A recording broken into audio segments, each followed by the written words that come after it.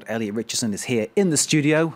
And we know now all the teams that have qualified for the Champions League group stages after tonight's results. But I suspect, well, I know there's at least one upset, but you'll tell us everything. Yeah, it certainly has. A major shock tonight, Mark. So a huge upset in the Champions League. Four-time winners Ajax have crashed out after the Dutch side were humiliated 4-1 in Russia against Rostov in the second leg of the playoff round. The Russians qualify for the group stages for the very first time. Manchester City already looks certain to qualify after beating 1986 champion Steaua Bucharest 5-0 last week, but they rubber-stamped their place in the group stages thanks to Fabian Delph's goal in the second leg. Germany's Borussia Mönchengladbach crushed Swiss side Young Boys 6-1 on the night. Thorgan Hazard and Raphael scoring a hat-trick apiece, 9-2 on aggregate there. Copenhagen equalised late on in Cyprus to edge past Apoel, while Dinamo Zagreb beat Salzburg after extra time. Now, Russia's Paralympic team have expressed their anger after being banned from competing at the upcoming Games in Rio. The Russian Paralympic Committee lost its appeal against the ban because of a state-sponsored doping programme after the Court of Arbitration for Sport upheld the original decision made by the International Paralympic Committee. Russia says it's unfair to ban athletes if they can prove their innocence. 267 have been banned in total. I feel pain every day, very strong pain that painkillers can't help to stop. I endure it, and then they just say, sorry, you are not going. Imagine when someone takes everything away from a person. We don't have much in this life in principle, but even the last hope has been taken from us.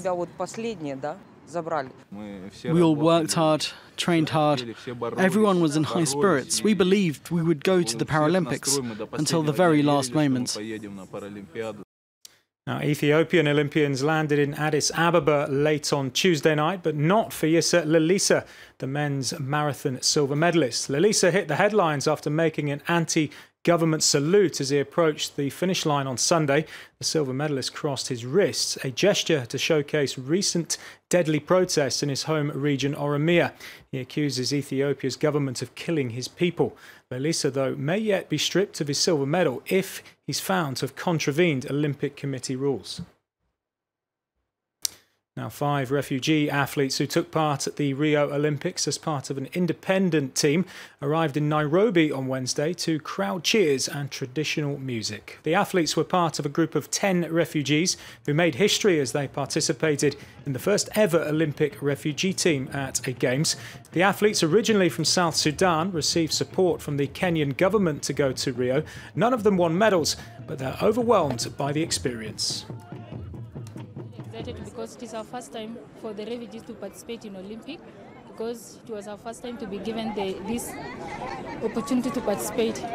So when you get that chance, also you use it in the right way by remembering your fellow refugees who are in the camps. We promise that we will go back to the camp to give them a message also about the Rio. Now, 3 Chinese Olympic champions from the Beijing Games have failed retests of their original doping samples. The athletes are among 11 weightlifters who face being stripped of their 08 medals. Kaio Lei, Liu Chunhong and Zhen Jijia are amongst athletes from China, Russia, Belarus, Kazakhstan, Azerbaijan and the Ukraine to test positive from a range of banned substances, according to the International Weightlifting Federation. Now, the Olympic flag arrived in the Japanese capital Tokyo on Wednesday, the venue for the next Games in 2020. Tokyo Governor Yuriko Koike waved the flag as she walked off the plane, as Olympic athlete Keisuke Oshiro waved the Japanese Games flag. Large crowds greeted the arrival of the flags and Japanese athletes who were returning from Rio. Japan have added 5 additional sports for the 2020 Games, including baseball, skateboarding and surfing.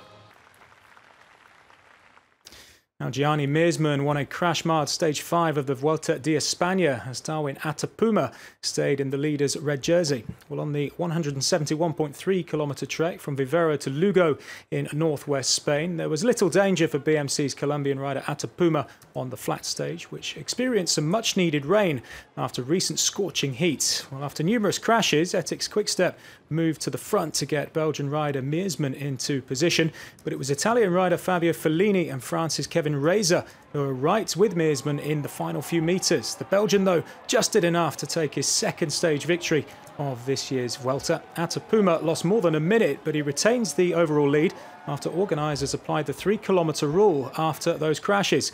He's 28 seconds ahead of Alejandro Valverde, with Chris Froome back in third. So a little bit of work for Chris Froome to do there, Mark.